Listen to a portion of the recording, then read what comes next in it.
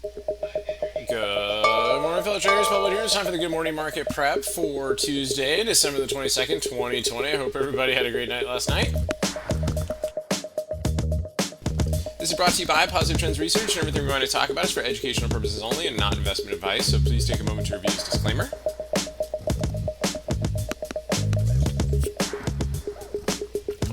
Awesome. Good. All right, let's check see where we left with the market yesterday. So SPX again was down about a few points, right? But still green here in the monthly chart, weekly chart, big dip buy, right? You can see that lower shadow there in the weekly. You'd see it really enhanced right here on the daily chart, right? So we got down to this geometric level where we found a bounce. We didn't take out the start of this wave 1 up, so we didn't take out this wave 4 area right here, which is pretty cool. So that being said, right, we still could have this 1-2 move and might be working on a larger wave 3 up. So let's see what type of if we get any impulsive action out of it today. Again, a little bit increased volume from last Friday's close on the SPY. We're still basically holding this geometric line, and hopefully it doesn't turn into a sideways head and shoulders. So we'll see how that goes going into today. As for the S&P futures, again, we provide lots of levels to our members to trade off of on the intraday.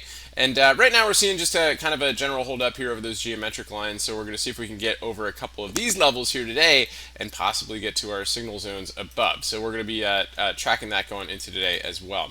Other than that, let's take a look at the MES and just see how it's looking at here this morning. Again, geometric lines abound today, right? So we've got GDP numbers coming out today, so let's see how those hold and see if the market can hold up after that. So a couple other names that are on the radar, of course, Apple. But Apple pretty significant here this morning, right? So they got this electric vehicle, autonomous vehicle, software news.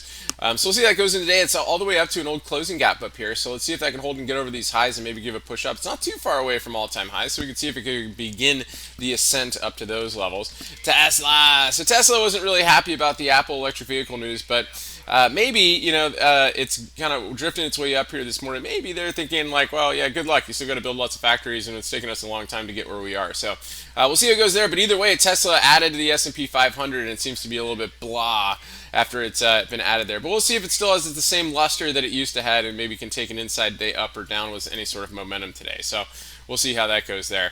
Anyway, good stuff, guys. I appreciate everybody for tuning in this morning. We're going to take a look at some more stocks here for our Bubble Report and Elite Access members. So if you're not a part of that group, be sure to check that out.